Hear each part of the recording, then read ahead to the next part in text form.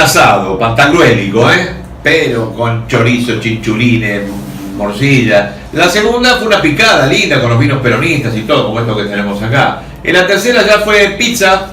Y en la cuarta un mate frío. Guillermo Moreno, café. Bueno, si ya te diste cuenta que estaba malo el mate, ya estaba pasado. Después seguimos con el café. En esta hay que acercarse al micrófono, es muy direccional. Un gusto recibirte, Moreno. El gusto es mío.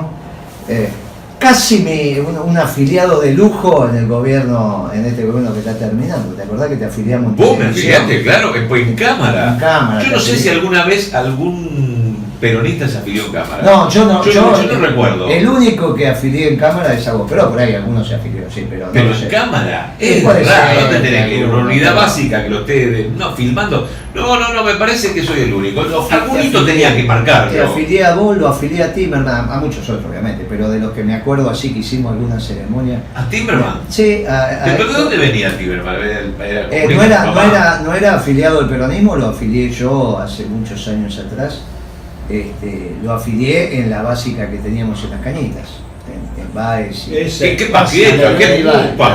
¿Qué lugar paqueta? No, siempre eran las parrillas encendidas en la puerta. No era Las Cañitas que vos conociste después. Las Cañitas. La que vos conociste después me quedé sin afiliado. Todos los muchachos vendieron las casas, lo que tenían. Y hasta nos fuimos de la básica, ¿no? Ya era. Nosotros teníamos la básica donde era al lado de la sodería La Marina. Me acuerdo, siempre estaba la parrilla prendida. Sí. A las 6, 7 de la tarde la parrilla se prendía. En la vereda, en la vereda. En la vereda. Sí, nosotros hacíamos los choris en la vereda, era muy divertido. Era una época muy linda del peronismo. ¿De cuándo estamos hablando? Estás hablando del 85 en adelante. Si bien éramos oposición, habían ganado los radicales, era una etapa muy buena, muy sana del peronismo, con mucha mística, con mucha... Recién fui a un evento que se homenajeó a Pipi Colombo y otras compañeras. Un saludo grande. Y entonces me encuentro con un compañero y me viene, me saluda y me dice, ¿te acordás que soy yo? Y le digo, ¿cómo no me voy a acordar? Estamos los dos mucho más viejos, pero vos sos Poggi. Me dice, sí, soy Poggi. Andrés. Y entonces había compañeros que miraban y digo, mira, este era el jefe de la Juventud Peronista de la República Argentina. J. Perra. La J. Perra. Y nosotros éramos claro. Entonces, cuando nos disputábamos las pintadas, no Sí. solo era con los radicales, Claro. entre nosotros nos mirábamos difícil. Un poquito más que disputar, Bueno, ¿no? era difícil. Y nos encontramos ahora los dos veteranos, imagínate. Y nos abrazamos, pero era un peronismo con mucha dinámica. En esa época, ahí en la 17, la vieja 17, que iba de Juan B. Justo a Pampa y desde Libertador hasta, pasando Libertador, porque hay unos edificios que están a la derecha de Libertador cuando vas para el norte. Los de Pampa allá al fondo, que dan al Cruz. Bueno, desde el río hasta Córdoba, hasta Corrientes, llegaba la 17. Y yo, a veces los compañeros me preguntan, y en esa sola circunscripción debía haber 20 unidades básicas. ¡Qué va! Mirá, de ahí era jefa política, por Matilde Menéndez. Sí. García Moreno, D'Angelo, que se nos fue, Se nos fue el viejo D'Angelo. Liliana Monteverde, Lilianita Monteverde, que está sobre la Poggi, costa. Vive está en en la la costa. Poggi, Vive en la costa, Poggi. sí. Andresito, Andresito, hace como 30 kilos que no lo veo. Bueno. Pero, y la negra, la gorda Lidia Lowe. Se nos fue también. Se nos fue. Sí. Y allá, perdida en la cañita, el jefecito era yo. O sea que, fíjate los cuadros que tenías, pero cada básica tenía, las reuniones eran de 30 a 40 compañeros. No es que tenías, por ejemplo, cuando a mí me tocaba fiscalizar, yo fiscalizaba 7 escuelas y ponía 140 fiscales. Más los fiscales generales, más todo el operativo para llevar las milanesas y los sándwiches. No te venía una moneda, las pintadas las hacía. Se hacían los sándwiches en la básica. Pero claro, era en la básica había que hacer los y sándwiches. si tenía fiscales de más de 55 años, las que tenemos nosotros ahora, que venían de saco y corbata. claro. Porque era un orgullo. Sí, claro. Nada de venir y peinado a la gomina y como corresponde, y venía a cumplir su rol de defender los votos del Movimiento Nacional Justicialista. Ese era un peronismo extraordinario. Era un peronismo porque que se quería perdió, porque pretérito. porque querías hacer la revolución. Ese era el peronismo revolucionario que en realidad cuando los últimos tiros que vamos a tirar acá con el doctor va a ser para hacer la revolución. Exacto, no, porque no vamos a renunciar a hacer la revolución. Jamás. Yo en esa época estaba en Neuquén y lo Sí. vivía de la misma manera. En Neuquén teníamos unidades básicas en el bajo y en el alto, porque viste que está dividido. Sí. Y yo a los pocos años de estar en Neuquén, cosa que no sucede en la provincia del norte, fui candidato a gobernador por el Partido Justicialista. Yo había llegado en el 74 y en el 87, pocos años. ¿Te das cuenta? Es decir, había una movilidad, pero no porque yo fuese un genio, sino porque... Pero ¿por qué la nostalgia? ¿Ya pasó? ¿Eso no pasa más en el peronismo? ¿Se terminó? Bueno, vos sabés que... Es un modo que se terminó. En realidad yo creo que está anestesiado. Nosotros somos los pulmotores del romanticismo. Bueno, vos imagínate que en Capital tenés un candidato que dice que a él le parece bien cómo gobernó el socialismo en Rosario. Sí. Que él no es peronista, no es kirchnerista, y que en realidad, no sé qué es kirchnerismo, pero no es peronista, y dice que le parece bien como que acababa de perder con un peronista. Sí. Entonces vos me decís, no, mirá, pero y lo tenés que votar porque es conducta partidaria. Sí. Vos me preguntás, pero ¿cómo puede ser que entonces hables el pasado? Y el candidato que pusiste, ¿vos escuchaste la declaración de este chico que es presidente de San Lorenzo? Sí, sí, ¿Y a sí. vos qué te parece para dos pelucas como este? Se salva porque no es de Capital. Vos porque no sos de Capital, pero yo que soy de Capital y que toda mi trayectoria fue en Capital, tenemos un candidato que dice, no, yo no soy peronista. Y entonces hablamos de alguna manera en pasado. Pero bueno, eso no significa que no vamos a empujar y vamos a hacer las cosas que tenemos que hacer. Pero esto es lo que nos pasa cuando nos encontramos, los que todavía nos queda una década, 15, ¿cuándo nos queda vos que sos doctor? No sé, yo con 5 más firmo. Bueno, dale, yo te acompaño. Y queremos verlo con el bigote. Una vez que se va Macri se lo deja Cuando luego. se vaya Macri yo me vuelvo a dejar el bigote. Claro. Se lo sacó por Ya eso. se fue. Ya se fue. Pero esperá que no, Todavía no cuando se se vuelve vaya, otro, pero ya. cuando Voy al último capítulo del peronismo y después nos A mí metemos me en lastimó, economía. a mí me lastimó mucho esa declaración de ese chico Lames. Sí. Yo no lo conozco, no sé quién es, no sé, pero la verdad que me lastimó porque el tipo lo dijo, que no, yo no soy peronista, a mí me tienen que votar porque me eligieron, pero yo no soy. Y no hace una sola declaración, y esa estupidez de no utilizar los símbolos partidarios, es muy difícil. Mirá, ¿este que te tu hijo? Sí. Bueno, vos tenés, lo que te tenés que hacer es el siguiente viaje, porque este estuvo mucho tiempo fuera del país, no lo sabe. Defensa y Belgrano. ¿Te ubicás? Sí. Defensa y Belgrano hay una iglesia. En el atrio de la iglesia, arriba está Belgrano enterrado. Está bien enterrado, va, puesto ahí. Sí, Está era bien. un mausoleo. Esa calle se llama Defensa porque ahí fue donde le ganamos la batalla a los ingleses. Pero eso no es lo que te cuento. Vos tenés que entrar en la iglesia solo, porque este no sé si te va a llevar. Vos entrás a la iglesia. La iglesia siempre es una cruz. O sea, tenés la nave principal y después tenés, vos te imaginás la cruz. Sí. Te vas para la izquierda y te vas al fondo. En esa iglesia hace 200 años que están las banderolas que perdieron en combate los regimientos escoceses y están ahí exhibidas. Me mirás con esa cara porque no lo sabías. No. Por eso te mando a que las veas, porque nosotros en combate le sacamos que es como hay que sacar las banderolas, los símbolos, a los regimientos escoceses, y nunca más los escoceses pertenecientes a ese regimiento, hasta que no la recuperen en combate, pueden desfilar con sus símbolos. ¿Cuándo los quisieron recuperar? Por eso vinieron en Malvinas. ¿Cómo los querían recuperar? Con la bandera de guerra de la Argentina que perdíamos. ¿Por qué no la pudieron intercambiar? Porque un cura nuestro, debajo de la sotana, se envolvió la bandera de guerra. Entonces no tenían para cambiar. Porque hasta que no nos vuelvan a ganar en combate y recuperen esos símbolos, en el desfile de los ejércitos británicos, ese regimiento desfila sin su banderola. Mirá si es importante los símbolos, pero mirá si son importantes. Mirá si nosotros hemos dado lo que no teníamos por el escudo, por la marcha, pero ¿a cuántas peleas? ¿Sabes la última pelea que tuvimos con este? ¿Nos dimos cuenta que estábamos viejos? No. En el 2001.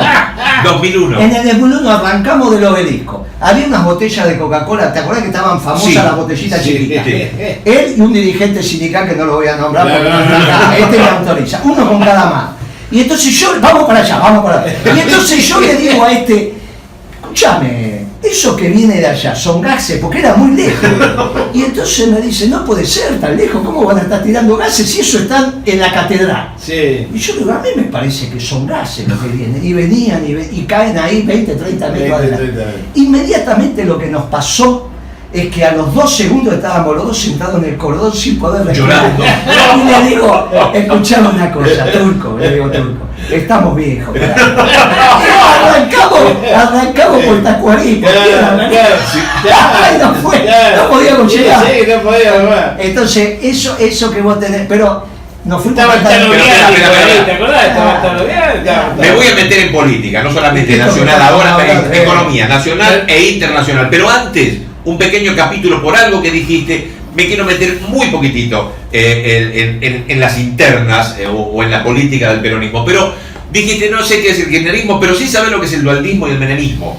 ¿Pero por qué se menosprecia el kirchnerismo? Una corriente más. A ver si lo entendemos. El kirchnerismo, el menemismo, el dualdismo son corrientes internas del peronismo. Del peronismo. Claro, por eso. Para el afuera no existe solo el peronismo. Sí. Para el adentro, obviamente. Sí. Bueno, siempre. Son corrientes. Obviamente, no solo eso, estaba Rodríguez Sá, están los muchachos, y cuando más abajo venís, cuando ibas a las 17, estaban los de Moreno García Moreno, sí, y los de Moreno de Guillermo Moreno. Sí, bueno, claro, pero sí. escuchame, cuando estaban éramos todos peronistas, por eso te digo que para el afuera, el kirchnerismo no es un elemento diferencial, pero como Lamen dijo, no soy peronista, no soy kirchnerista, como diferenciando. Ah, claro. Entonces por eso te lo dije. Dijo, nos bajan el precio llamando. Claro. Entonces el menemismo, el dualdismo, el kirchnerismo, obviamente que son corrientes internas dentro del peronismo. El menemismo ya casi, queda algo de Rioja, del dualdismo quedarán, del kirchnerismo queda, pero y surgirán las otras. Ahora algunos dirán que son albertistas. Bueno, viste que hicimos una... Déjame terminar. Sí. El peronismo tiene bases doctrinarias, políticas, filosóficas e ideológicas absolutamente claras, en las cuales conviven todas esas corrientes internas. Sí. Perfectamente. Sí. Bueno, Bueno, por eso tiene 70 años de historia. Que nadie crea que somos una banda de arrebatados, que más allá de Moreno y yo, que sí lo somos, eso lo asumimos, pero obviamente las bases filosóficas del peronismo, que hay que recuperar todavía el Perón filosófico. Claro. Y no te alejes mucho de acá. Claro. No, de acá. No, El de acá, micrófono, no, que no te vayas de acá, no. voy al diablo. Es un equipo gigantesco el que tenemos en este programa. Muchos están afuera. Ese Guasora es nuestro movilero, acaba de comunicarse con nosotros, está en el centro con los docentes que se están quejando, pero además tenemos muchos economistas, está lleno de economistas, sos un referente, pero lleno de economistas. Lo tenemos a Juan Enrique, está Delfina, que no sé si la querés mucho, lo tenemos a... Joven, ¿por qué no los vamos a querer? No sé. Hay cosas que por ahí no podemos no coincidir, pero querer es otra Pero cosa. forma parte de la hija del Claro, Chivo. querer es otra cosa. ¿Cómo Y lo vamos a querer a Martín Burgo, que no sé si lo conoce, bueno, un montón de economistas. Yo con los Pero únicos que no me siento son con los torturadores y los que mataron por la espalda. ya sé de quién hablas, el que pide la jubilación. Siempre son con los únicos que no me junto. Los que mataron en combate, yo me siento. Los que mataron por la espalda o los que torturaron no me siento. Después, esos son mis límites. Bueno, por eso te digo que somos un equipo grande. Con los También cobardes no se siente. Tenemos, No, pero si es cobarde, porque escapó, Son pero imparables, no tengo imparables. problema. No Y tengo problema. tenemos cocineros, a Tilio Veronelli, humor, el rubio peronista. me encanta. Tenemos un montón, un equipo grande, pero debo presentarte, ya que tenemos unos ciertos convenios o lineamientos con la comunidad europea, Roberto San Martín, español, que es integrante y mi socio en este programa, y quiero presentarte porque es economista a la vez. Muy bien, muchas Muchas gracias por la presentación, Leo, y un saludo muy fuerte. Moreno, que yo le veo desde hace muchos años, sobre todo desde España en YouTube. Usted me pareció siempre una persona divertida, didáctica y clara en sus explicaciones, tanto económicas como políticas. A veces podemos no estar de acuerdo, pero su presencia siempre es bien recibida, grata, y su imagen dentro de la que es la televisión y los medios de comunicación es excelente. Muchas gracias entonces. Y bueno, obviamente tendremos visiones distintas en algunos temas. Ustedes no dejan de ser eurocentristas, por más que son la historia de mi pueblo, hacen parte en la conformación de mi pueblo mestizo. pero no dejan de ser eurocentristas, sobre todo de Felipe González para acá. Sí, ¿está bien? Felipe González no era socialista. No, por eso, de Felipe González, de Felipe González para acá. Legal, obviamente vamos a debatir sobre Franco, sobre Franco en general lo que hago es no emitir opinión porque me devolvió a Perón vivo, entonces yo en eso soy muy prudente. A mí cuando mire, obviamente que por lo menos 10 veces las sucesivas dictaduras militares intentaron que Perón viniera en una bolsa de picacarne. Sí, claro. Y alguien lo impedía. Y esto obviamente no era Perón que se parapetaba en arriba, ¿viste? Y decía, alguien, ¿viste? Entonces yo en eso soy muy respetuoso. Después dice, no, pero mirá, estos son naves. No entendemos que los peronistas tenemos unos códigos. Ahora, no dejan de ser eurocentristas, tenemos algunos debates y nosotros somos la construcción del pensamiento nacional de un pueblo mestizo. Claro, En donde obviamente mis raíces están en la hispanidad. Parte de mis raíces están en la... ¿Sabés de dónde? Yo soy gallego, claro. ¿Pero de Galicia? Sí, de Galicia. Está cerca de Asturias. Mis dos bisabuelos, unos son de Belén, Catamarca, y mis abuelos maternos, que son los que más traté, son de Gallenando Gallego. Ante tanto conquistador que hay acá, sí. como buen árabe que estuvo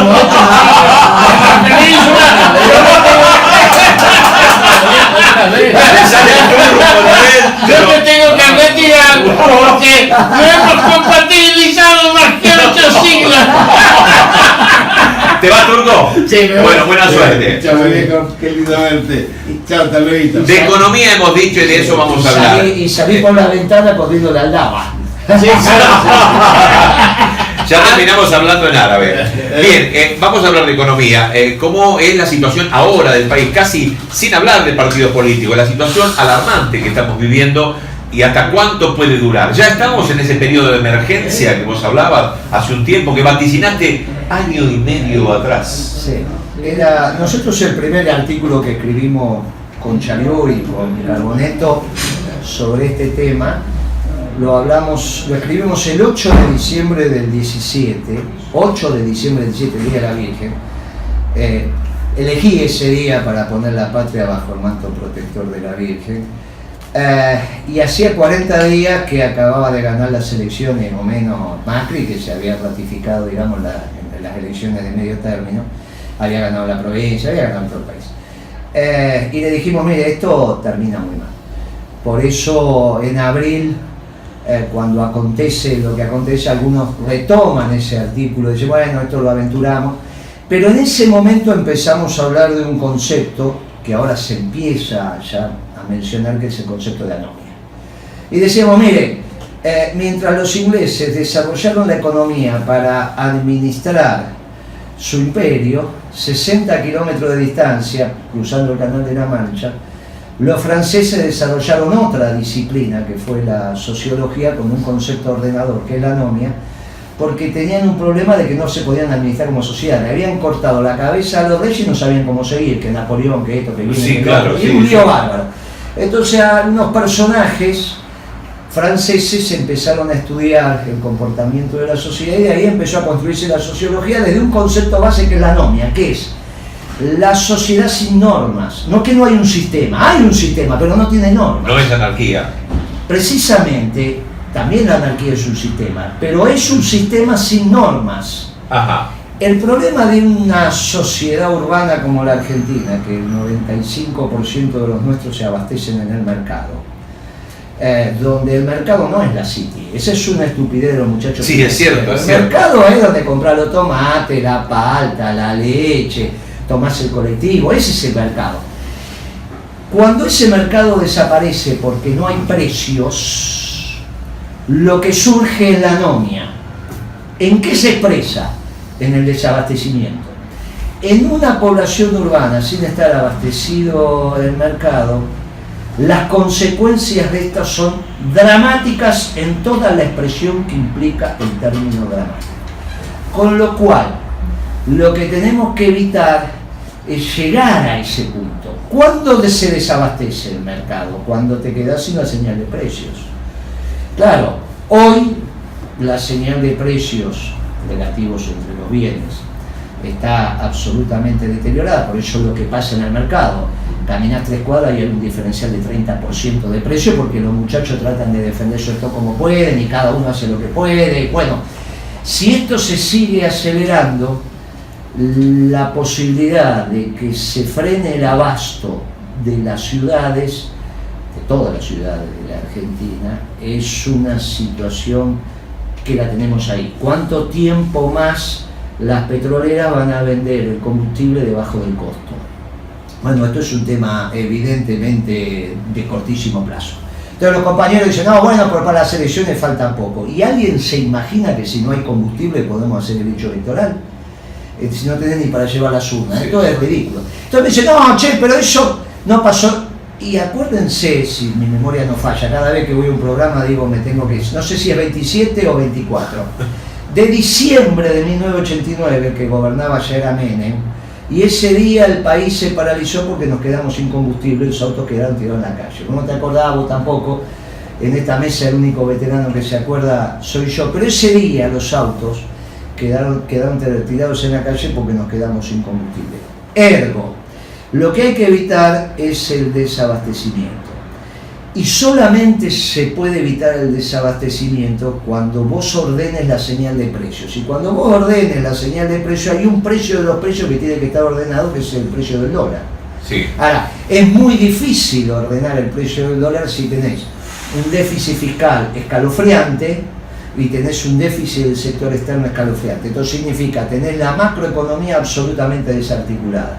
Y articular la macroeconomía son de unas decisiones tan tremendas que hay que tomar, que por eso insisto que tiene que venir un gobierno colchón, al estilo Duhalde, Sí. entre este que ya se fue y no puede tomar decisiones aunque esté, y el que es el presidente electo, aunque no fue electo, pero que todavía no tiene el diploma para tomar decisiones, Claro. y si la toma para equilibrar esta macroeconomía, se le va a armar un lío grande en su mochila política. Hoy carga una mochila llena de poder político, pero en la medida en que vos tomás decisiones en la economía y se Se te te va pone vaciando. difícil, claro.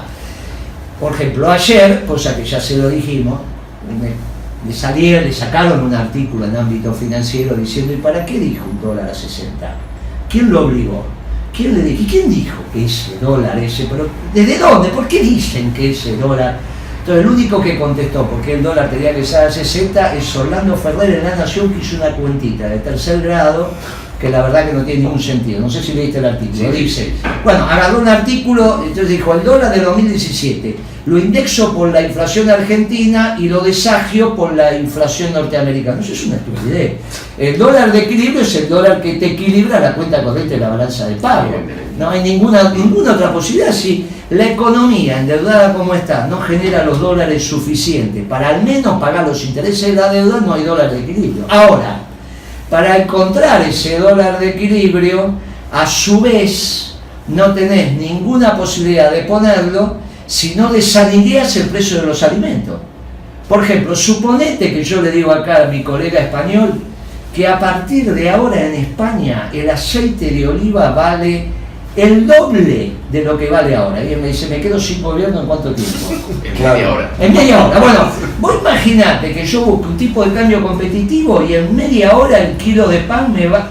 No, la única manera de desalinear eso se llama administración de comercio, que es lo que hicimos. Claro, lo que hiciste Bueno, vos. pero ahora, viste que hay versiones por ahí, cosas que dicen, no vamos a hacer esto, no vamos a hacer aquello, no vamos a poner detención, no vamos a poner nada.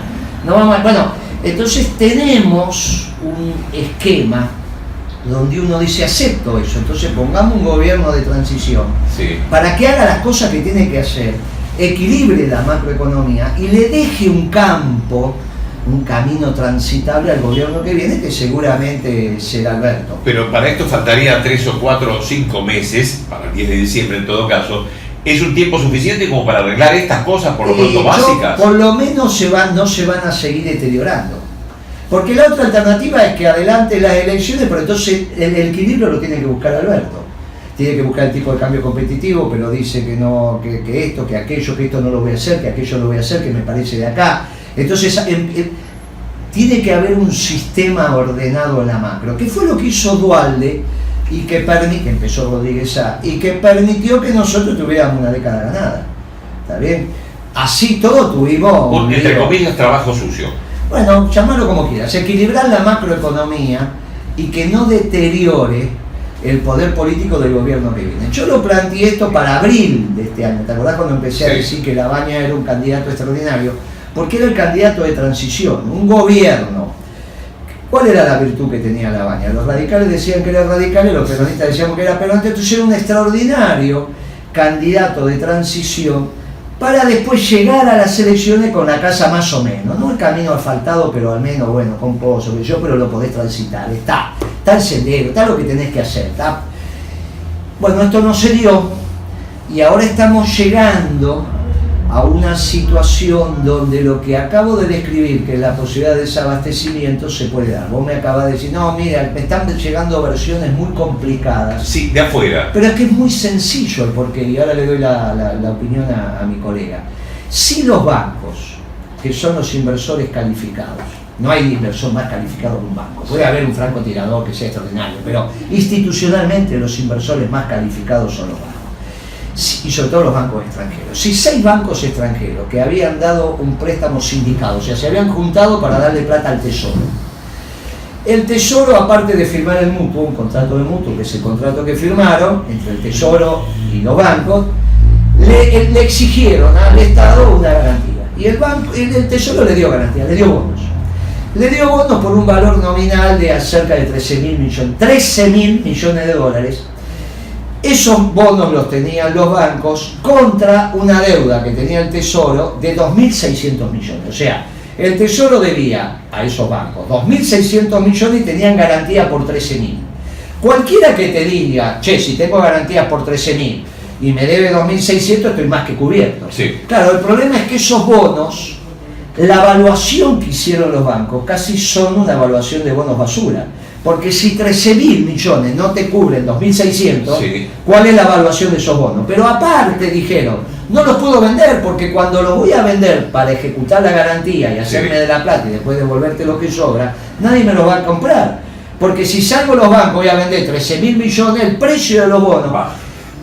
Para tomar esa decisión los bancos, hay un expediente interno de los bancos, no es que se juntan dos tipos, hay un expediente, habla el gerente financiero, habla el legal, habla el otro, el gerente internacional. Finalmente llegaron a la conclusión que el lunes, que acaba de pasar, le exigieron al Tesoro Nacional que le devuelva la plata y ellos devolvieron los bonos. Fue lo que pasó. O sea, por eso bajaron el lunes tantas las reservas, 3.000 millones de martes, 3.000 millones de dólares. El lunes se ejecutó, para el martes bajaron 3.000 millones de dólares, parte de lo que se vendió y 2.600. Si los bancos se hicieron de 2.600 millones, y hay que dárselo porque es el convenio que tenés, imagínate que esto a nivel internacional ya está circulando.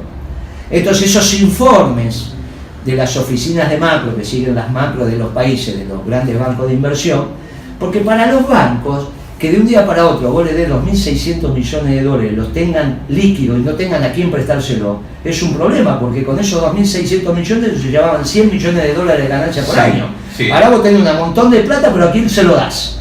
Bueno, o sea que los bancos viven de prestarte la plata. Sí. Bien, entonces ellos necesitan tener la plata prestada.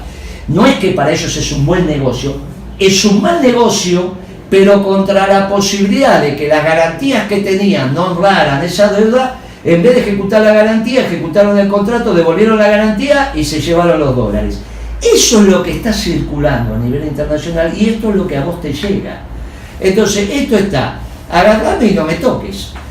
El problema no es este, bueno, yo miro la economía teniendo callo en las manos. Entonces yo lo miro del almacenero, el supermercado, del abastecimiento que a vos te permite sobrevivir. Ese mate es una yerba que fuiste a comprar, abriste la canilla y salió agua, el azúcar, el termo. Esto para vos es natural, tiene que estar, claro, si tenés plata. Ahora, no es que está siempre, está porque la economía funciona, porque hubo un misionero que recolectó, claro, que lo hizo canchada, y después al final termina en una esquina, che, dame el mate listo, y vos te lo llevás. Sí. ¿Está bien? Y vos decís, todo lo que pasó en el camino me importa un bledo. Como yo y el colega somos economistas, no nos importa un bledo, porque de eso más o menos es nuestra disciplina. Cuando eso se me corta, no tengo abasto. Y cuando no tengo abasto tengo un lío bárbaro. Por ejemplo, si este chiquito se te enferma y el remedio está en la farmacia y vos lo tenés que curar, vas a hacer todo lo que tengas que hacer para que tu hijo se cure. Sí. Y si me llamás a mí, yo voy con vos. Porque ante todo la salud de la familia. ¿Está clarito? Clarísimo. Listo. Y es un bien más. Los medicamentos, las medicinas y los remedios son un bien Bueno, de más. eso hablaba. Eso es peligrosísimo el desabastecimiento. A mí me gustaría preguntarle, Moreno, digamos, ¿quién está fomentando ese desabastecimiento? Porque normalmente suele ser provocado. Era provocado. Como se provocó en Chile el golpe de Estado, Claro. que fue el detonante, la espita, fueron los 4 o 5 meses largos que los transportes bloquearon el país. Y que curiosamente al día siguiente de asumir Pinochet, los súper estaban otra vez llenos. Mire, a mí me pasó, es una de las grandes autocríticas que tengo, a mí me faltó leche, azúcar, me faltó harina. Me acuerdo, lo cuento esto, que fui a visitar a mi mamá que estaba viva y me dice, nene, viene un golpe de Estado. Y yo le digo, vieja, ¿de dónde sacaste eso? No, porque acá la señora que la cuidaba dice que hay que comprar harina, azúcar, y acá cada vez que se compraba eso venía el golpe. Sí, claro. Y yo le digo, no, mirá, no va a pasar. Después del fallecimiento de esto pasaron algunas cosas. Ledesma hizo alguna maniobra, estaba Callens, bueno, no importa. Se resolvió en una semana. Tuve problemas con el combustible también, bueno. Pero era porque había un mercado que tiraba, un mercado que compraba mucho, entonces los muchachos querían aumentar precio y uno le decía, no, ajustame por cantidad, no me ajusten por precio. Eso puede ser provocado. En este caso lo que se está rompiendo es la señal de precios. O sea, el fabricante no tiene el precio de los insumos, por lo tanto no sabe qué hacer con el stock que tiene de insumos. Cuando los procesa esos insumos en un bien que no tiene precio para vender, y a su vez los comerciantes, tanto mayoristas, distribuidores como minoristas, también tienen que defender el stock.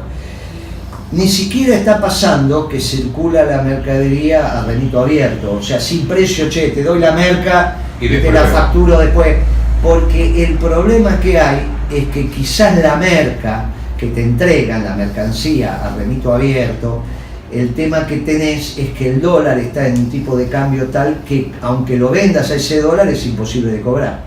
Entonces lo que están haciendo es valorizar el stock y sentarse en el stock.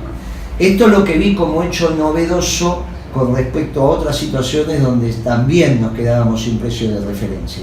Pero como esto hemos señalado que es mucho peor que el 89 y mucho peor que el 2001. Porque son las dos cosas juntas. Son las dos cosas juntas. Hoy tenemos el déficit fiscal que hizo que colapsara un gobierno constitucional como el de Alfonsín.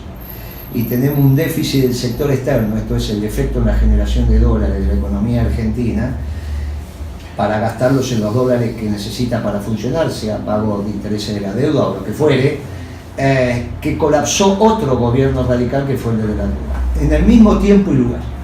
Entonces, por eso estamos en presencia de una supercrisis. Pero hace rato que estás diciendo que estás La sucediendo supercrisis es esto, teníamos que evitar la hipercrisis, que es la anomia. El problema es que empezamos a transitar hacia la anomia. Y claro, las sociedades anómicas son sociedades en veras de confrontaciones muy graves y de situaciones muy complejas.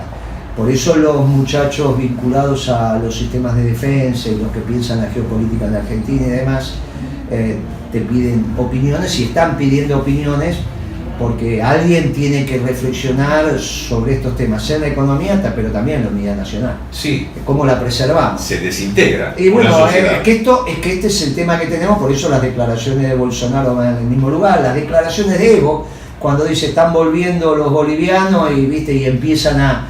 Porque acá hay todo un tema de la constitución de la patria. Esto es lo que más me preocupa. Y que lo conocen muchísimo. De la constitución de la patria como tal. Por eso, yo soy religioso y hay uno de los pecados que no voy a cometer, que es el pecado de omisión. Por eso las cosas que digo. Miren muchachos, la realidad es que mientras esté Macri, mañana va a ser peor que hoy. Y lo que tenemos que tratar es de que mientras tengamos abasto, o sea, esté abastecido el mercado, si vamos transitando a la anomia no llegamos. En el momento del desabastecimiento vamos a tener un lío muy grande, hay que evitarlo. Y como no se evita, como al menos pensé, lo dije antes, sin que haya un equilibrio macroeconómico que preceda al tipo de cambio que al ser de equilibrio te va a generar el set de precios relativo en el mercado. Eso lo tiene que hacer un gobierno que creo que es de unidad nacional. Creo que los radicales están pensando esto, creo que nosotros también, creo que los gobernadores, los senadores... Pero vos tenés señales de esto también desde hace un tiempo también con los radicales. Sí, porque bueno, estas cosas hay algunas mesas que se están conversando, que son al margen de los que están participando en el gobierno ahora o que participarán en el gobierno que viene.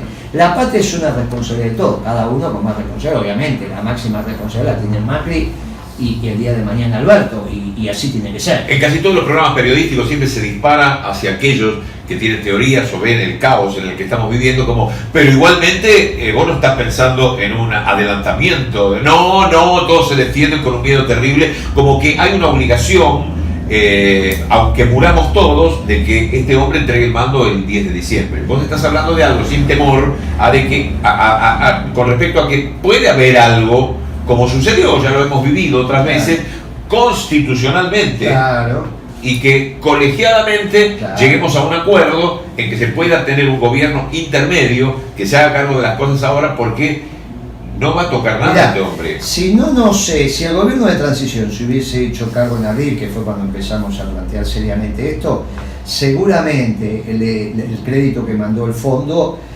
este año no se hubiese dilapidado. Pero no solo se dilapidó los últimos fondos que te va a mandar el mundo por el próximo lustro, que son los del Fondo Monetario, sino que te estás comiendo las reservas que las vas a necesitar imperiosamente. Por ejemplo, cuando los economistas dicen, tenemos esos números ridículos, 18.000, 20.000 millones de dólares de reservas disponibles. Eso es una estupidez. Ellos saben perfectamente que las reservas no pueden llegar a cero, porque si no, ¿con qué comprar la penicilina? Sí. Entonces, la buena técnica dice que por lo menos tenés que tener 2 meses y medio de importaciones, cash, para pagar las importaciones en efectivo, porque no vas a tener crédito comercial.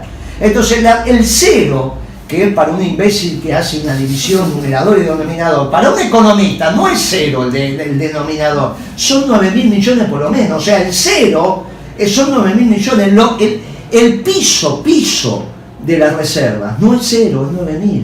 Claro. Porque antes de eso, vos tenés que decir, mire muchacho, esto no, ¿cómo voy a dejar a Argentina sin penicilina, sin amoxicilina? No puedo, me quedo sin luz. Hay un montón de elementos, no la banana, el café, que también es muy importante, pero hay un montón de elementos. Casi que no podríamos estar hablando en esta radio, porque hay un montón de cosas que tienen que ver con esto, que son importadas. Entonces, como no tenés crédito comercial, lo que tenés que hacer es pagar pago anticipado. Que cualquier empresa que está en problemas, pago anticipado. Claro. O entrego la mercadería, me pagás. Bueno, entonces es pago anticipado. Y entonces tenés que tener 9.000, ¿qué son esos 9.000 millones? 2 meses y chirola de importaciones. Entonces ya a 18.000 sacarle 9.000. Entonces ya es otro tipo de cambio. Pero pará, ahí te estás patinando la plata del fondo. Porque esa plata que vos decís es la plata que te mandó el fondo por el stand-by, que tenía asignación específica. Tenía una asignación específica. La plata del fondo vino para pagarle a los inversores extranjeros porque no la tenía, para no entrar en default. Entonces, ¿por qué te prestaron tanto? Y porque vencía todo esto, más un poquito más. Entonces, esa plata vino para cubrir lo que no le podías pagar. Y sin embargo, se fue en otra cosa. Bueno, entonces, pero si seguimos con esta estupidez, todos los días perdiendo 400, 500, 600, 300, y un día te encontrás que te vienen estas versiones, porque lo que te pasa es que seguís sin generar los dólares suficientes para que la economía esté equilibrada. Ahora, vos dijiste toda la vida, unos descerebrados. ¿No te parece que son mala gente? No, eso porque descerebrado es no saber qué hacer. Esto lo han hecho sabiendo. No, nadie agujerea el barco donde finalmente se termina hundiendo. Vos imaginate que Macri tiene que ver hoy que la noticia principal de Clarín Online era, o ayer al menos era, y hoy también está, de que le empiezan los juicios. El problema que tiene Macri no es el peronismo. El problema grave que tiene Macri, y él se va a acordar de esto, mi colega español, es que él llamó el viernes anterior a las elecciones, el viernes 9, a muchos amigos, ponela que me quedo. El último que dijo ponela y no la devolvió porque ya no tiene tiempo y la que tiene personal no le alcanza para devolver a todos los que les hizo poner, apareció colgado en un puente de Londres. ¿Cómo se llamaba? El del Banco Ambrosiano. Claro, Licio Gelli. No sé si fue Lucio Gelli, ese era Pío II, pero ¿cómo se llamaba? No, era el financista, no sé si es Lucio No, Gelli. Falciani es el de la lista. No, ya- Apareció colgado porque es el ejército. Sí, claro, sí. El problema, Vamos a buscarlo. claro, búscalo. El problema que tiene el Banco Ambrosiano, el problema es que ahí empieza a funcionar la libra de carne. ¿Está bien? Ahora pagás con la carne. Y Macri sabe que es así. Hay una anécdota extraordinaria en Es Infobae. espeluznante. Hay una anécdota extraordinaria, era la época, ¿te acordás de Julio Ramos de Ámbito? ¿no? Sí, Era un claro, tipo cómo muy no. especial, un tipo muy particular, sabía de economía y nunca había estudiado nada, era un tipo, de esos tipos que te encanta tener en la mesa. Roberto Calvi. Ahí está. Calvi, ahí está, ahí sí. está. Roberto Calvi. Bueno, ¿dónde apareció? ¿En un puente? ¿En qué puente era? Pues fue todo un símbolo. Fue todo un símbolo. Colgado en Bueno, el puente de Londres. entonces, Sí. y colgadito ahí apareció, ¿no? Entonces, Julio Ramos, que de esto era un bicho de aquellos, y que la verdad que son esos tipos que era muy liberal, pero a mí me encantaba, todo Sí, lo que decía, sí, aparte sí. debatía con él. Entonces un día pone una nota extraordinaria, ¿no? Y dice, en el verano, Punta del Este, ¿no? Ahí en esas playas exclusivas de ellos, ¿cómo se llaman? San Ignacio. No, José Ignacio. José Ignacio, bueno, yo viste, siempre los Ignacios. No, pero para mí son pregúntame a mí que yo santos, tengo José como Ignacio, vos, va. Y entonces dice, bueno, en una noticia, ¿no? Y estaba la foto. Un incendio extraño, decía, ¿no? Un incendio extraño. Se incendió la mansión, y era la mansión de un financista muy Sí. famoso en Argentina que se había fugado con la plata. Ajá. Y no la devolvió. Entonces, de una manera muy extraña, se acaba de prender, y estaba la foto que sola de esa mansión había quedado la estructura, Sí. ¿no? De esas Sí, sí. famosas fotos de película. Y entonces vos leías la crónica y decía, claro, corren versiones de que parte de la plata que hizo desaparecer este financista era de Franco Macri. Ah. Te estoy hablando, o sea que vos imaginate, eso búsquenlo en ámbito, lo que tengan Sí. ganas lo buscan. Yo me acuerdo de haberlo leído, porque son las cosas que me acuerdo, pero que no tengo necesidad de buscarla. Pero búsquenla. Entonces, te digo, mirá, es muy difícil que a los que vos le hiciste poner la plata el viernes 9 se olviden. Es muy difícil. El problema de Macri, judicialmente es el correo, es esto, todo Sí, lo que sí, quiera, sí. pero viste que decía que se había comprado un hotel no sé en dónde, que había tenido Sí. la nacionalidad española, que tenía esto. El problema es la libra de carne ahora. El problema es que vos llamaste a tus amigos y le dijiste ponela que está garantizado que me quedo. Y perdieron de verdad, Sí. no 100 millones de dólares, 200, 300. El viernes ese fue un día, le hicieron poner de verdad. Y ahora no le queda tiempo Pero eso para es lo que se devolverlo. llama, es una mexicaneada, porque él sabía que iba a perder. No, él pensaba que ganaba. No, él no sabía que perdía. No, Pero no, él vive- estaba vive en un convencido mundo- que vive en un no. mundo Las encuestas que le llegaron decían que... No, esto del 15% no lo vio nadie. Ahora dicen Uruguay, está bien, yo no. Todos sabemos 7 u 8. No, sí, está 5, ponele 7, bueno. Perdía la primera vuelta, el traspaso, pero recuperaba ya en la primera. Sí.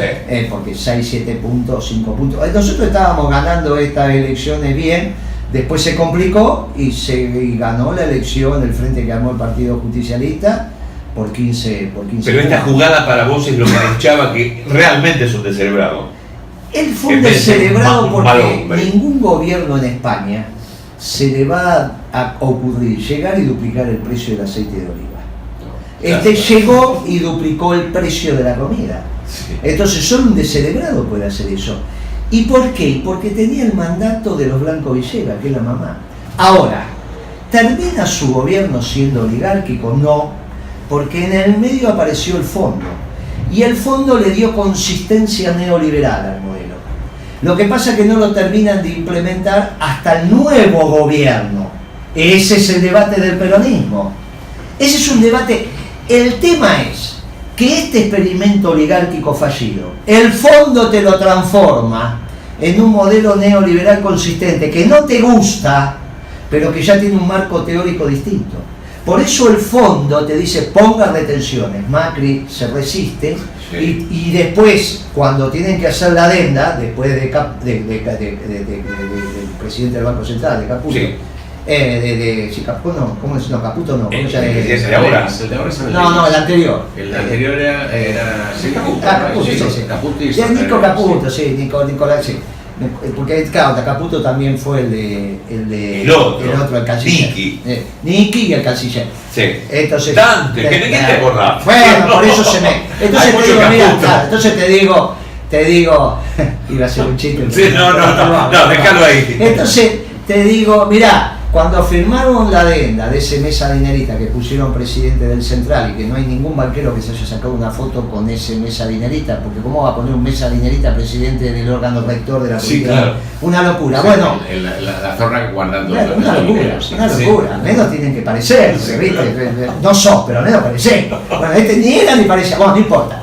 Esto, cuando firman esa adenda, le dice, ponga las retenciones y la ponen, que son las retenciones que están ahora. Sí. Si vos, por eso ahora tenés un esquema neoliberal, ¿en qué se expresa que se va a terminar de realizar? Que la discusión va a ser por la tasa de ganancia. Ya ahora la discusión es entre la tasa de ganancia y los salarios. Viene a ser una confrontación típica de un modelo neoliberal contra un modelo nacional y popular. Acá, la tasa de ganancia de las empresas, dada que no va a haber cantidad, tiene que ser al alza. ¿Sobre quién? Sobre sueldos y salarios. Por eso la reforma laboral. Ahora, esto está definido así. Por eso no es tan fácil cuando vos te empezás a caminar que me parece o no me parece, y vos decís sí, pero en realidad nosotros, no hay muchas alternativas. No. O hacés un modelo nacional y popular, en la profundidad que eso implica, entonces 35% de retenciones sobre la pampa húmeda. Porque entonces la deuda de un oligarca la paga el oligarca y le haces un plan de pago al mundo. Porque si te las trajeron se la tienen que llevar, pero no con el trabajo de los argentinos, sino con la tasa de ganancia de las 1000 familias. O pagar la deuda con el esfuerzo de los argentinos. Cuando yo escucho por ahí dicen, no, porque los que nos dejan es muy difícil, y yo ya digo, No, de hecho, el tema de las retenciones es absurdo como está puesto, con una cantidad fija, Claro. lo más lógico sería un porcentaje. por eso 35. Claro, sube Claro. el dólar, ahora mismo es una nimiedad. Por eso es el 35, solamente sobre la pampa húmeda. Al ponerlo solo sobre la pampa húmeda tenés que mejorar la producción de cerdo, la producción de leche, la producción de apícola. ¿Y por qué? Y porque el maíz, que es el elemento básico de todo eso, incluso lo de feedlot, vos desalineás tus precios internacionales de los precios domésticos. Y si no, el tipo de cambio competitivo te va directo sobre sueldos y salarios. ¿Qué fue lo que pasó con esta búsqueda del tipo de cambio competitivo? Por eso Redrado no tiene razón. Esa tontería de pensar que Macri podía frenar es una estupidez. O la economía es un desastre y Macri no puede hacer nada, o la economía está bien y Macri puede hacer todo. ¿Por qué Redrado hace esa declaración? ¿Por qué?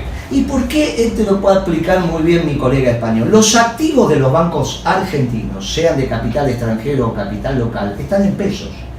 Para que vos lo valorices en dólares precisás un tipo de cambio bajo, porque cuanto más bajo es el tipo de cambio, más ese activo en pesos vale en dólares. Sí, ¿Se entiende? totalmente. Pero el Redrado, ¿a quién expresa?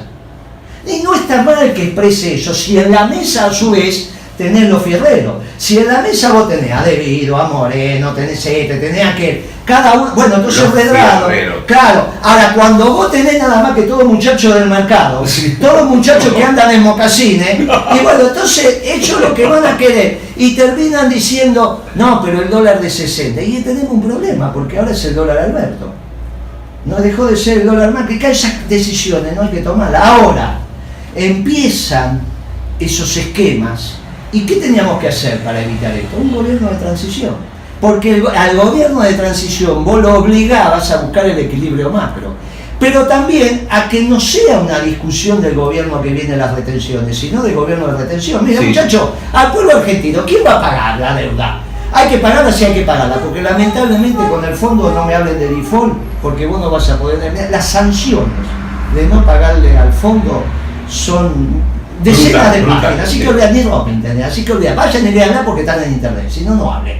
Bueno, sí, de hecho, lo que usted hablaba de las empresas españolas, los bancos españoles BBVA y Santander están muy preocupados y han tenido pérdidas con este dólar a bestia. Claro, por eso están muy preocupados, incluso empresas del IBEX, como puede ser Abengoa o ACS, a pesar de tener un muy buen comportamiento aquí en el tema de las autopistas de los peajes. Sí.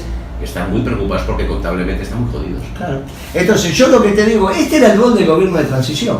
Porque claro, del otro lado me viene la muchacha de la política y me dice, no, pues aquí yo no hablé de retenciones porque si no, no nos vota. Y muchacho, lo que pasa es que si la política es no hablar, ¿qué es la política? Ya la política no está para transformar la realidad y hacer la revolución en la Argentina, una revolución en paz, de amor, la hay que transformar. Porque si esta sociedad es injusta, para transformarla en una justa, solamente la revolución. Los trotskistas hablan de uno y los justicialistas hablamos de otra. ¿Está bien? Pero hablamos de revolución. Sí. Ahora, si no hablamos, ¿de qué es? ¿Qué es la bolsa de trabajo? ¿De qué nos pasa? Ahora, en el medio, si estoy de acuerdo, miren, no hablen de retención, pero entonces pongan ahora un gobierno que ordene la macroeconomía. Y entonces ya después recibís lo que tenés. Y esto debería ser consensuado. Y lógico, los dos partidos mayoritarios, que son los radicales, y somos los peronistas. Ahí Lames no sé dónde va a estar, porque no es radical, no peronista. Los socialistas no sé. Y él dijo que él quiere un gobierno como el de Rosario. Guillermo, para el final, estamos en un contexto, estamos en un mundo. ¿Cómo están viendo Estados Unidos de Trump hoy? Lo de Groenlandia, China, la devaluación china, todo esto influye también en nosotros. No hay duda. Yo estoy viendo un mundo con dos grandes ganadores, esto ya lo hablamos, que es Putin y Trump. Ese mundo que hablamos hace más de un año y pico se consolidó. Sí. Es el mundo de la... Lo pueden ver, cara a cara con Moreno, tuvo un montón de visitas ese video. Es la administración del comercio exterior lo que está haciendo Trump. Trump lo que hace es lo que hice yo. La diferencia es que él tiene 14 portaaviones operativos y 40 que los ponen operativos en 60 días, digamos, una cosa impresionante.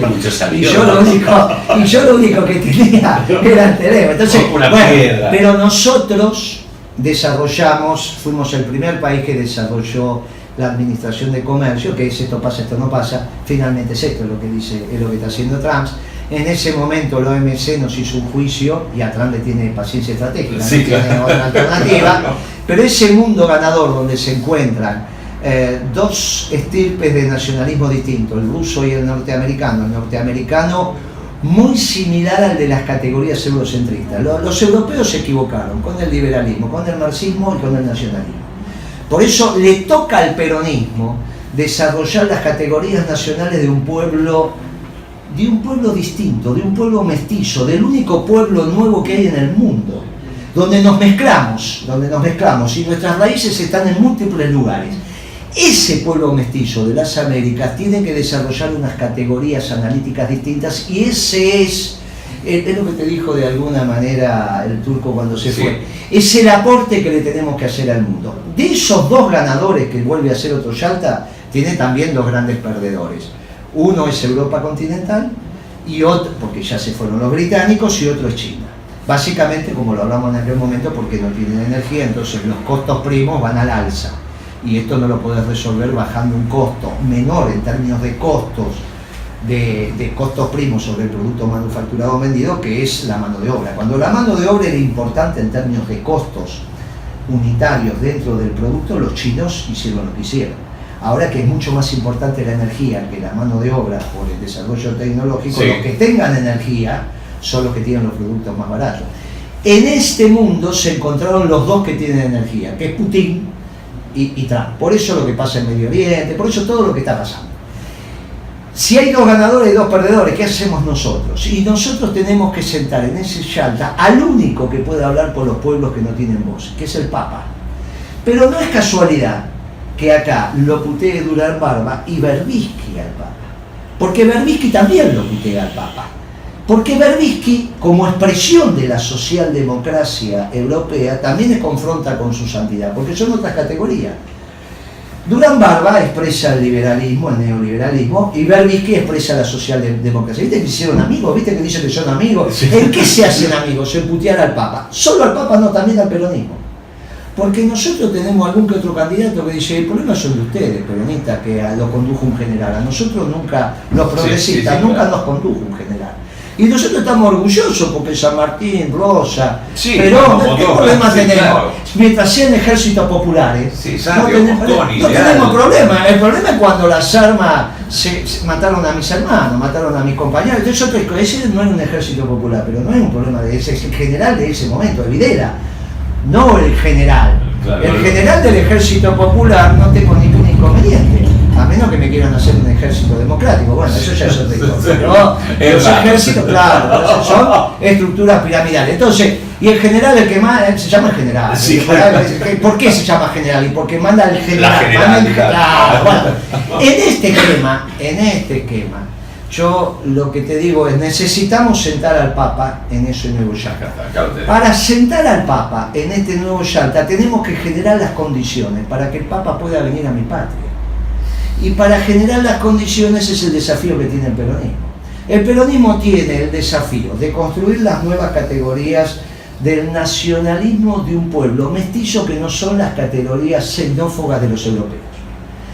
El peronismo tiene el desafío, mientras tanto, de hacer un modelo de desarrollo económico que naturalmente, por su propia definición, hacer un modelo de desarrollo no solo crece la economía, sino que incluye, si no eso solo es crecimiento. Sí, claro, sí, Crecer como con Chile, inclusión sí, sí. se llama desarrollo. ¿Está bien? En las categorías que no entraban en desuso, son viejas, pero esa es la diferencia entre crecer y desarrollarse.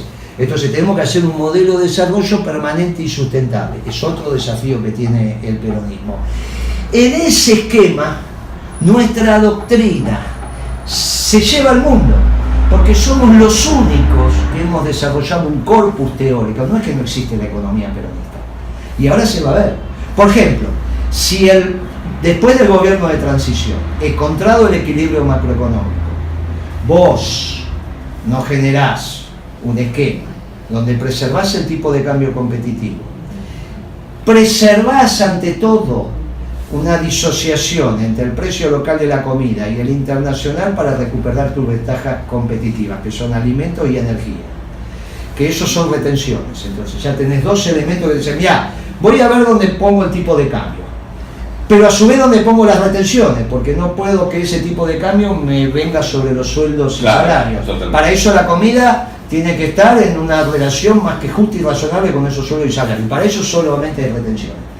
Porque si es lo de Solá, ayer con Bonelli, cuando Sí. dijo la Junta, Bonelli dijo, Solá dijo dos cosas, y yo lo quiero mucho a Solá, pero de economía, viste, sabe lo que Sí. sabe.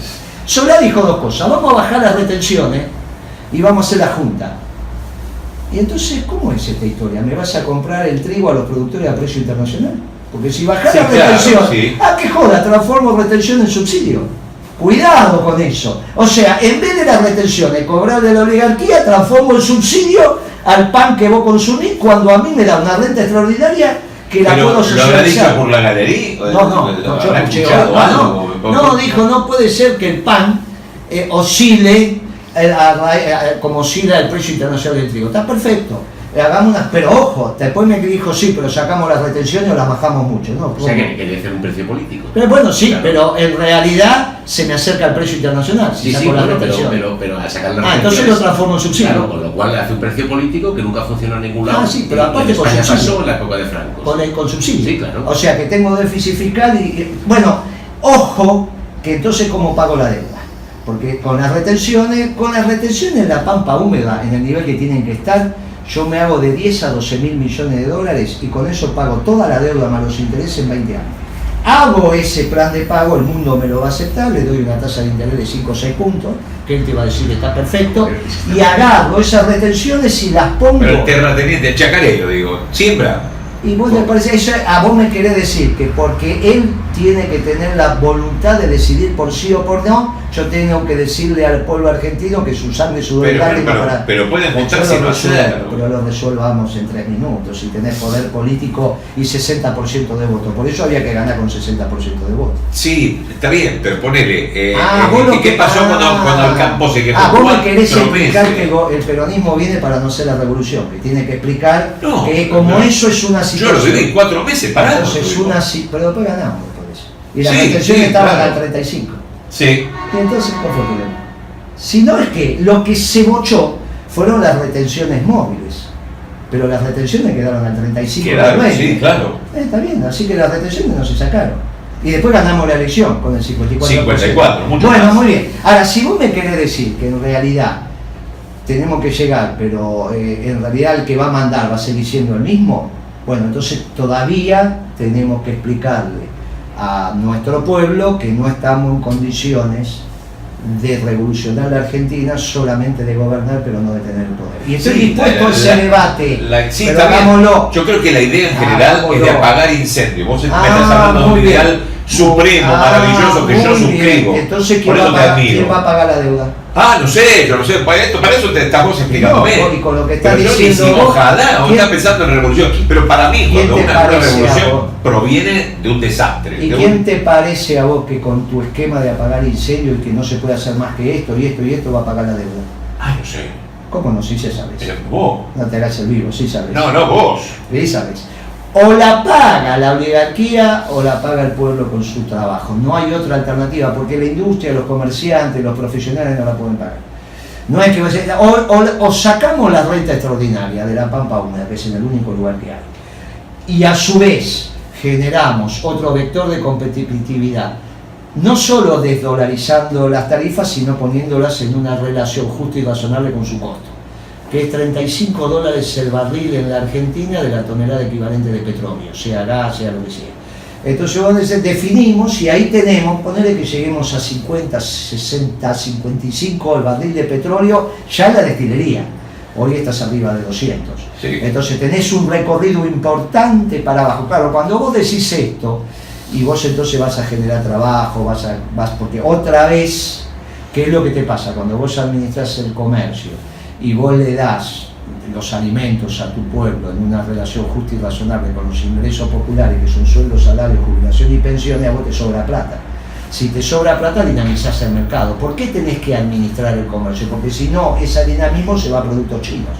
Y entonces, y eso te complica, no solo no generar trabajo, sino que te complica la balanza comercial. Esto ha sido una masterclass. Bueno, no se lo haces a Graña, ni a Hellblum, ni todos los Yo hago a vos amiguitos que porque tenés. me das un café bueno. No, pero esto ha sido una masterclass que a mí ya no es la primera vez que lo hacemos. No, es maravilloso. Me gusta Es todo decir, el desarrollo. Hará mucho más en vivo que la tele. Ah, ¿viste? Sí, ¿Viste? sí, ¿Te das cuenta? Pero esto es lo que a mí me gusta escuchar, porque esto, además, a la gente que le acercás con términos más o menos sencillos, esto que es tan complejo, y todavía sos uno de los pocos que trae un sueño de revolución. No muchos Y te hablan de estemos esto. muy atentos, porque todos, al margen de nuestras diferencias por conducta partidaria, todos vamos a votar el candidato del Partido Justicialista. Pero estemos muy atentos porque existe la economía peronista, no es que no existe. La economía peronista existe de la misma manera que existe en casi todas las disciplinas un corpus teórico desde el peronismo. Pero en la economía hay, entonces, tipo de cambio competitivo, que es lo que tuvo Sí. Kirchner, retenciones, es lo que tuvimos, no hay ninguna duda. Poner la energía en una relación justa y razonable con su costo, es lo que tuvimos, por eso Sí. llegamos a tener la energía en términos de un país que Accesible. pero muchísimo más que accesible, Sí, claro. muchísimo más que accesible. Y que vos prohijas la distribución del ingreso a través de la administración de comercio son elementos medulares de la economía peronista. Si no es así, está muy bien. Es el debate que vos dijiste que estoy dispuesto a mí, muchacho, otra cosa no se puede hacer. Casi puede llegar a ser, pero no es. Preparémonos, organicémonos, abramos las unidades básicas, porque de última la revolución es algo que empieza algún día y la van a terminar tus nietos, cuando el hijo de estos hijos te lleve, y van a seguir, porque es un largo camino peronizar el mundo. Y si no podemos, mundo. claro, porque no hay otra alternativa, no son las categorías europeas las que sirven para entender las que pasa, ya fracasaron. No le vamos a pedir categoría a los norteamericanos. En todo caso podemos conversar con Putin sobre algunas categorías, tiene algunos filósofos interesantes, pero tenemos mucho para ofertarle al mundo y hay que escuchar al Papa. Entonces, peronizar al mundo. Las de Marx las tenés No, perimidas estas ya se por la equivocaron, caída del muro. se equivocaron, no dio resultado, se equivocaron. Las categorías europeas todas fracasaron. Las liberales, las marxistas y las nacionalistas. Las nacionalistas xenófobas, las marxistas no entendían cómo funcionan los incentivos fundamentalmente en el mundo de la producción. Sí. El peronismo, ¿cuál es la belleza que tiene? Que entienden los incentivos en el mundo de la producción, pero entiende perfectamente también el mundo de la distribución. Por eso el peronismo entiende que se puede producir en un modo y la distribución tiene que ser de otra. Y eso se llama la economía peronista. Sí. ¿Está bien? Sí, por eso totalmente. cuando vos me lo traes a Milei acá, hay cosas que coincidimos en términos de producción y disentimos en términos de distribución. Pero eso claro. solo lo pensó el peronismo, no lo pensaron los europeos. Los europeos o hicieron 100% estatal o hicieron 100% privado. Y cuando quisieron hacer un mix, se les ocurrió que era el pueblo elegido. Y que un solo pueblo tenía que... Hicieron un río bárbaro. En cambio venimos los peronistas calladitos diciendo, ni tan pelado ni tan peludo. Para los dos. Y aparte le decimos, somos un pueblo mestizo. Acá no hay ningún pueblo elegido, todos nos precisamos. Y el Papa lo sintetizó diciendo, el mundo no es una esfera, como piensan los marxistas o los neoliberales. El mundo es un poliedro irregular, donde cada superficie de ese poliedro es un pueblo. Y si te falta un solo pueblo en el mundo, no confirmás la figura. Y eso es lo extraordinario. Y eso es una categoría nuestra. Y nosotros tenemos los marcos teóricos en la economía para avanzar sobre eso, por eso no nos asusta la administración de comercio. Esos dos últimos, Bien, viene todo Francisco, esto viene. tenemos que generar las condiciones para que venga, después él decide.